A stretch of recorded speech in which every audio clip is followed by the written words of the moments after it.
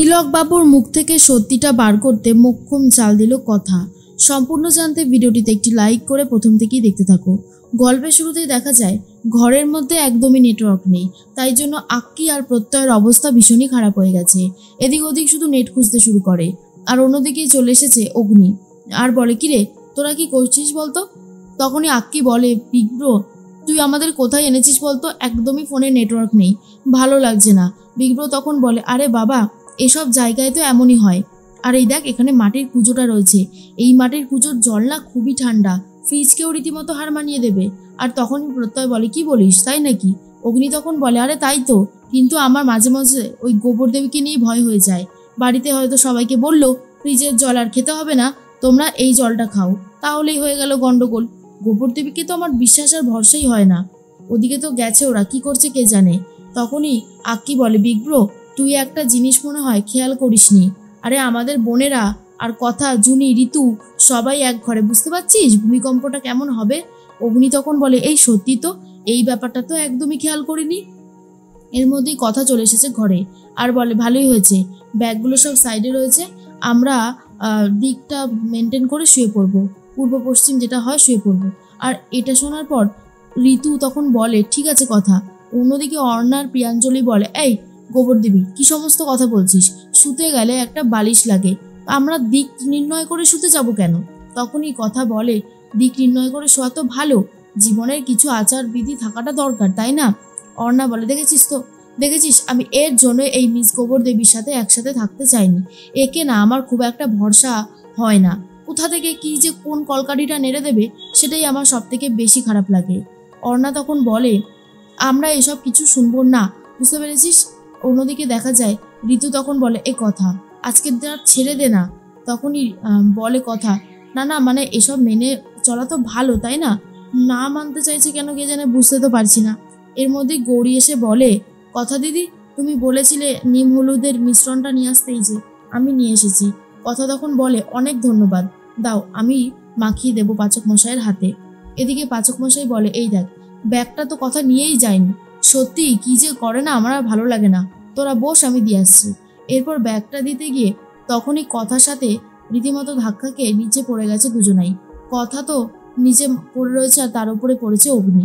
এরপর অগ্নি বলে, এই তুই এখানে কি করছিস রে, তুই তো সবসময় একটা অ্যাক্সিডেন্ট ঘটাস। কথা বলে, আমি এই নিম হলুদের মিশ্রণটা এখানে নিয়েছিলাম যাতে আপনার হাতে মাখিয়ে দিতে পারি, আর এই প্রদীপটা জ্বলছিল না বলে প্রদীপটা জ্বালাতে এসেছিলাম। অগ্নি তখন বলে, আমার হাতে ওসব কিছু মাখাতে হবে না, এই শোন তুই না বাড়াবাড়িটা একটু কম কর, বুঝেছিস তো?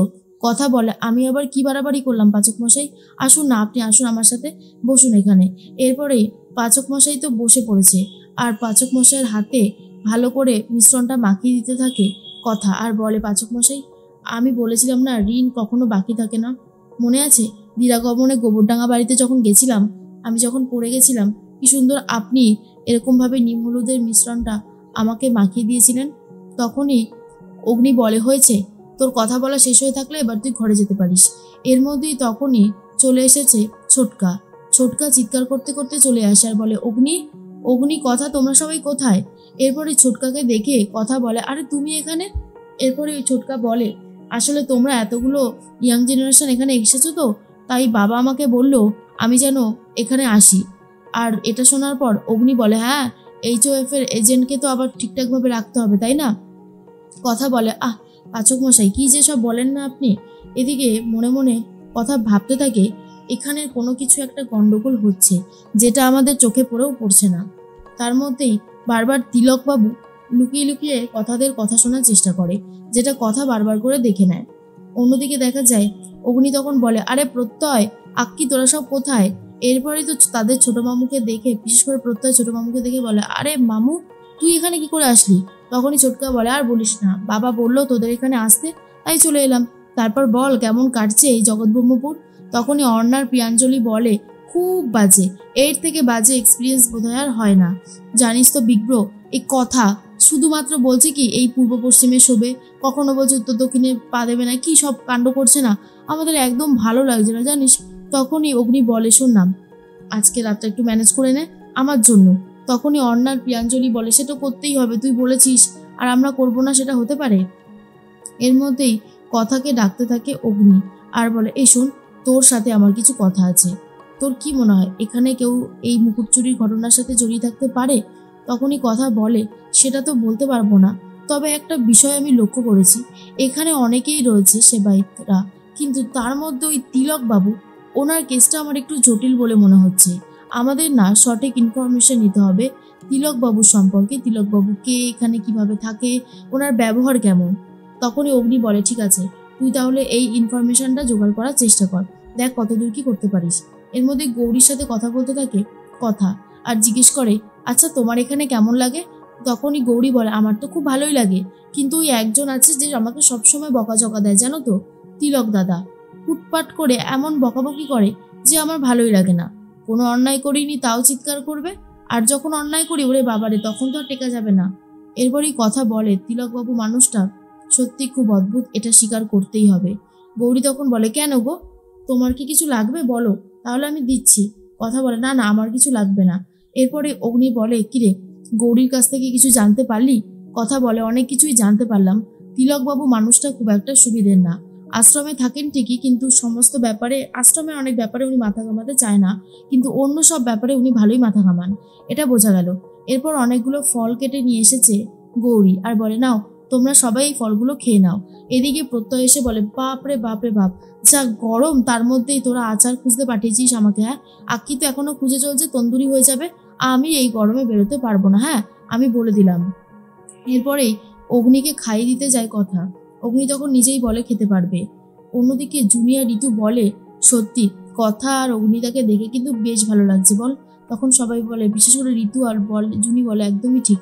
অন্যদিকে দেখা যায় যে প্রত্যয় এসে বলে, বিগ্র, আর কোনো খবর টবর পাওয়া গেল যেই খবরের মারফতে আমরা এগিয়ে যেতে পারবো? বিগ্র তখন বলে, খবর তো একটা পাওয়া গেছে, সেটা কথাই বলবে। কথা তখন বলে, আমি সবাইকে যেটা বলছি শোনো, এখানে একজন মানুষ আছে যার নাম তিলকবাবু। তিলকবাবু সেদিনকার সেবায়িতদের মধ্যে ছিল, মানুষটা বারবার করে আমাদের উপরে নজর রাখছে, আর আমরা কি কথা বলছি সেসব শোনার চেষ্টা করছে। তাই ওনাকে যদি হাতে নাতে ধরতে হয়, আমাদের একটা প্ল্যান করতে হবে, আর সেই প্ল্যানটা আমি কিছুটা হলেও করে ফেলেছি। তোমরা যদি আমার সাথে থাকো তাহলে আমাকে বলো, আমি এই প্ল্যানটা বেশি করে সফল করতে পারবো।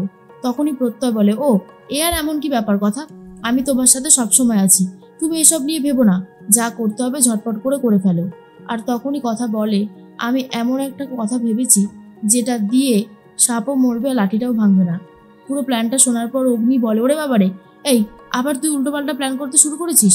কথা তখন বলে, উল্টোপাল্টা কোথায় পাচক মশাই, যা বলছি সেটা একদমই ঠিক কথা, এরকমটা করলেই আমরা তিলকবাবুর মুখ থেকে সত্যি কথা বার করতে পারবো। তখনই সবাই বলে, ঠিক আছে তাহলে এমনটাই হোক।